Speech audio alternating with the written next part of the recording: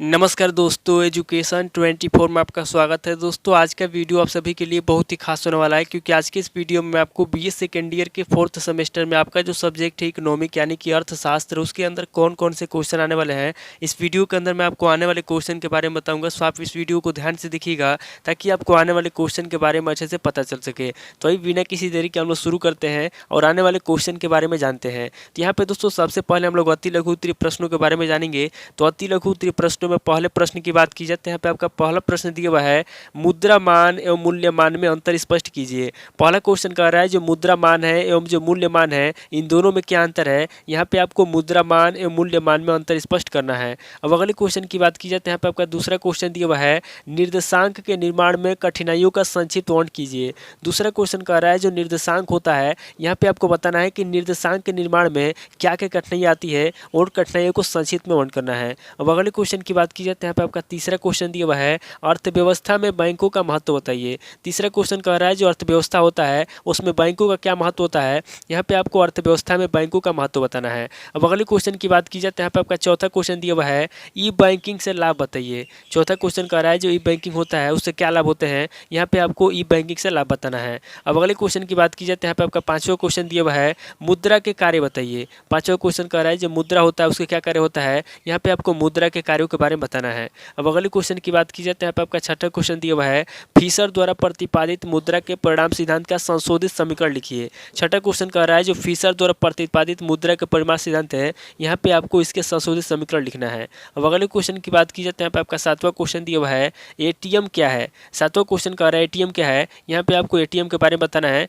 अब अगले क्वेश्चन की बात की जाए तो यहाँ पे आपका आठवां क्वेश्चन दिया हुआ है, रिजर्व बैंक के प्रमुख कार्य बताइए। आठवां क्वेश्चन कह रहा है जो रिजर्व बैंक होता है उसका प्रमुख कार्य क्या होता है। यहाँ पे आपको रिजर्व बैंक के प्रमुख कार्यों के बारे में बताना है। अब अगले क्वेश्चन की बात की जाए तो यहाँ पे आपका नवा क्वेश्चन दिया हुआ है, कराधान के प्रभाव क्या है।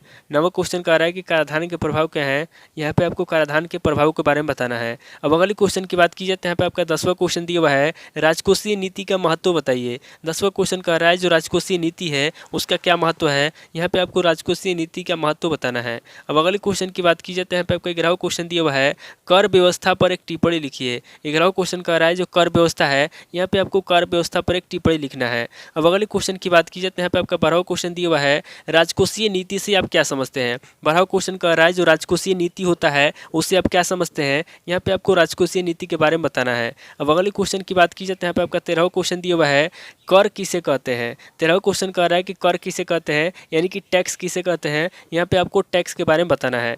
अब अगले क्वेश्चन की बात की जाए तो यहाँ पे आपका 14वां क्वेश्चन दिया हुआ है, लोक वस्तु से आपका क्या तात्पर्य है। 14वां क्वेश्चन कह रहा है जो लोक वस्तु है उससे आपका क्या तात्पर्य है, यहाँ पे आपको लोक वस्तु के बारे में बताना है। अब अगले क्वेश्चन की बात की जाए तो यहाँ पे आपका 15वां क्वेश्चन दिया हुआ है और अति लघु उत्तरीय प्रश्न का लास्ट क्वेश्चन दिया हुआ है, प्रगतिशील कर प्रणाली पर टिप्पणी लिखिए। 15वां क्वेश्चन कह रहा है जो प्रगतिशील कर प्रणाली होता है, यहाँ पे आपको प्रगतिशील कर प्रणाली पर टिप्पणी लिखना है। तो टोटल आपके 15 क्वेश्चन हो गए जो आपसे अति लघु उत्तरीय प्रश्न में पूछेंगे। अब आगे हम लोग लघु उत्तरीय प्रश्नों के बारे में जानेंगे। तो यहाँ पे लघु उत्तरीय प्रश्नों में पहले प्रश्न की बात की जाए तो यहाँ पे आपका पहला प्रश्न दिया हुआ है, ग्रेसम के नियम पर संक्षिप्त टिप्पणी लिखिए। पहला क्वेश्चन कह रहा है जो ग्रेसम का नियम है, यहाँ पे आपको ग्रेसम के नियम पर संक्षिप्त टिप्पणी लिखना है। अब अगले क्वेश्चन की बात की जाए तो यहाँ पे आपका दूसरा क्वेश्चन दिया हुआ है, पत्र मुद्रा मान की विशेषताओं लाभ एवं दोषों का संक्षिप्त वर्णन कीजिए। दूसरा क्वेश्चन कह रहा है जो पत्र मुद्रा मान है, यहाँ पे आपको पत्र मुद्रा मान की विशेषताओं के बारे में बताना है, उसके लाभ के बारे में बताना है एवं दोषों का संक्षिप्त वर्णन करना है। अब अगले क्वेश्चन की बात की जाए तो यहाँ पे आपका तीसरा क्वेश्चन दिया हुआ है,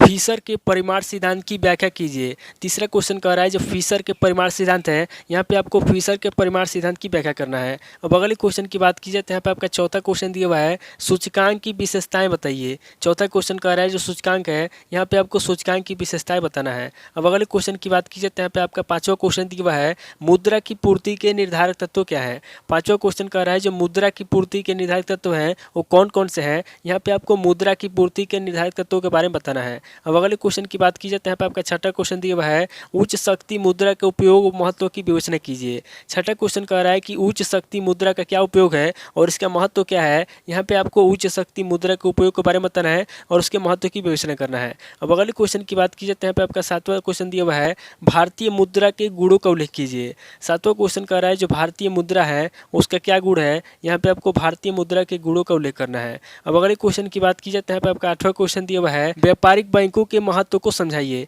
8वां क्वेश्चन कह रहा है जो व्यापारिक बैंक होता है उसका क्या महत्व होता है। यहाँ पे आपको व्यापारिक बैंकों के महत्व को समझाना है। अब अगले क्वेश्चन की बात की जाए तो यहाँ पे आपका 9वां क्वेश्चन दिया हुआ है शाख नियंत्रण की विधियों को स्पष्ट कीजिए। 9वां क्वेश्चन कह रहा है जो शाख नियंत्रण की विधि है, यहाँ पे आपको शाख नियंत्रण की विधि को स्पष्ट करना है। अब अगले क्वेश्चन की बात की जाए तो यहाँ पे आपका 10वां क्वेश्चन दिया हुआ है बैंक दर का अर्थ लिखिए। 10वां क्वेश्चन कह रहा है कि बैंक दर का क्या अर्थ है, यहाँ पे आपको बैंक दर का अर्थ लिखना है। अब अगले क्वेश्चन की बात की जाए तो यहाँ पे आपका 11वां क्वेश्चन दिया हुआ है केंद्रीय बैंक के मुख्य कार्य क्या है। 11वां क्वेश्चन कह रहा है जो केंद्रीय बैंक होता है उसका मुख्य कार्य क्या है, यहाँ पे आपको केंद्रीय बैंक के मुख्य कार्यों के बारे में बताना है। अब अगले क्वेश्चन की बात की जाए तो यहाँ पे आपका 12वां क्वेश्चन दिया हुआ है भारतीय रिजर्व बैंक के मुख्य कार्य क्या है।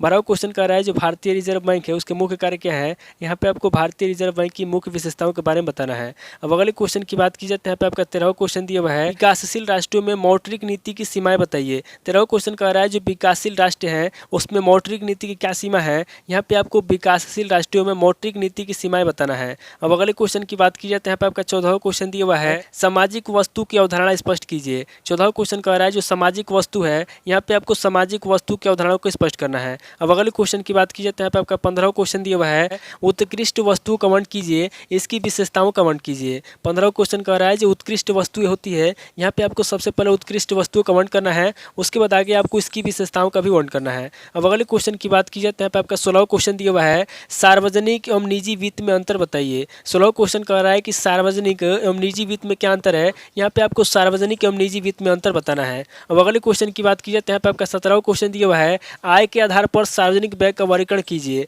17वां क्वेश्चन कह रहा है कि जो सार्वजनिक व्यय है, यहाँ पे आपको आय के आधार पर सार्वजनिक व्यय का वर्गीकरण करना है। अब अगले क्वेश्चन की बात की जाए तो यहाँ पे आपका 18वां क्वेश्चन दिया हुआ है और लघु उत्तरीय प्रश्न का लास्ट क्वेश्चन दिया हुआ है प्रत्यक्ष और अप्रत्यक्ष कर में क्या अंतर है। 18वां क्वेश्चन कह रहा है जो प्रत्यक्ष कर होता है और जो अप्रत्यक्ष कर होता है उसमें क्या अंतर है, यहाँ पे आपको प्रत्यक्ष कर और अप्रत्यक्ष कर में अंतर बताना है। तो टोटल आपके 18 क्वेश्चन हो गए जो आपसे लघु उत्तरीय प्रश्न में पूछेंगे। अब आगे हम लोग दीर्घ उत्तरीय प्रश्नों के बारे में जानेंगे। तो यहाँ पे दीर्घ उत्तरीय प्रश्नों में पहले प्रश्न की बात की जाए तो यहाँ पे आपका पहला प्रश्न दिया हुआ है विभिन्न आर्थिक प्रणालियों में मुद्रा की विवेचना कीजिए। पहला क्वेश्चन कह रहा है जो विभिन्न आर्थिक प्रणाली है, यहाँ पे आपको विभिन्न आर्थिक प्रणालियों में मुद्रा की विवेचना करना है। अब अगले क्वेश्चन की बात की जाए तो यहाँ पे आपका दूसरा क्वेश्चन दिया हुआ है पत्र मुद्रा मान का अर्थ समझाइए तथा इसके गुण दोष लिखिए। दूसरा क्वेश्चन कह रहा है कि पत्र मुद्रा मान का अर्थ क्या है, यहाँ पे आपको सबसे पहले पत्र मुद्रा मान का अर्थ समझाना है, उसके बाद आगे आपको इसके गुण दोषों को लिखना है। अब अगले क्वेश्चन की बात की जाए तो यहाँ पे आपका तीसरा क्वेश्चन दिया हुआ है कीन्स द्वारा प्रतिपादित मुद्रा तथा कीमत के सिद्धांत की व्याख्या कीजिए।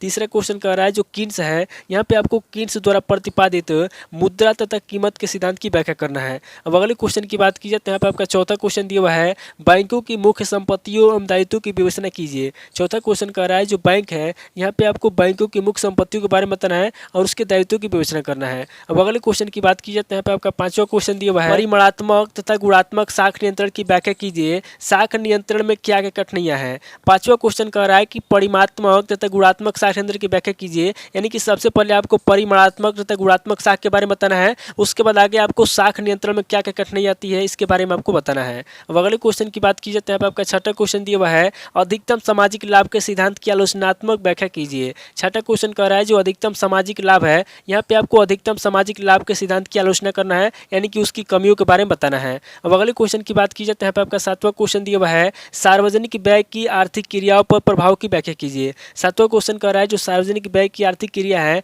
यहाँ पे आपको उसके प्रभाव की व्याख्या करना है। अब अगले क्वेश्चन की बात की जाए तो यहाँ पे आपका आठवां क्वेश्चन दिया हुआ है करारोपण के सिद्धांत क्या है, एक अच्छी कर प्रणाली के लक्षणों का वर्णन कीजिए। आठवां क्वेश्चन कह रहा है कि करारोपण के सिद्धांत क्या है, यहाँ पे आपको सबसे पहले करारोपण के सिद्धांत के बारे में बताना है, उसके बाद आगे आपको एक अच्छी कर प्रणाली के लक्षणों का वर्णन करना है। अब अगले क्वेश्चन की बात की जाए तो यहाँ पे आपका नवा क्वेश्चन दिया हुआ है राजकोषीय नीति सब क्या समझते हैं, राजकोषीय नीति के विभिन्न उपकरणों की व्याख्या कीजिए। नवा क्वेश्चन कह रहा है कि राजकोषीय नीति सब क्या समझते हैं, यहाँ पे आपको सबसे पहले राजकोषीय नीति की परिभाषा लिखना है, उसके बाद आगे आपको राजकोषीय नीति के विभिन्न उपकरणों की व्याख्या करना है। अब अगले क्वेश्चन की बात की जाए तो यहाँ पे आपका 10वां क्वेश्चन दिया हुआ है और दीर्घ उत्तरीय प्रश्न का लास्ट क्वेश्चन दिया हुआ है बजट क्या है, भारतीय बजट किस प्रकार बनाया जाता है तथा कार्यान्वित किया जाता है। 10वां क्वेश्चन कह रहा है कि बजट क्या है, यहाँ पे आपको सबसे पहले बजट के बारे में बताना है, उसके बाद आगे आपको बताना है कि जो भारतीय बजट है किस प्रकार बनाया जाता है और किस प्रकार उससे कार्य कराया जाता है। तो टोटल आपके 10 क्वेश्चन हो गए जो आपसे दीर्घ उत्तरीय प्रश्न में पूछेंगे। तो इस वीडियो के अंदर मैंने आपको अति लघु उत्तरीय प्रश्न, दीर्घ उत्तरीय प्रश्न, लघु उत्तरीय प्रश्न तीनों तरह के प्रश्नों के बारे में बता दिया। आप इन तीनों तरह के प्रश्नों को नोट कर लीजिए और किसी किताब से सीरीज से मिलाकर याद कर लीजिए। थैंक यू दोस्तों।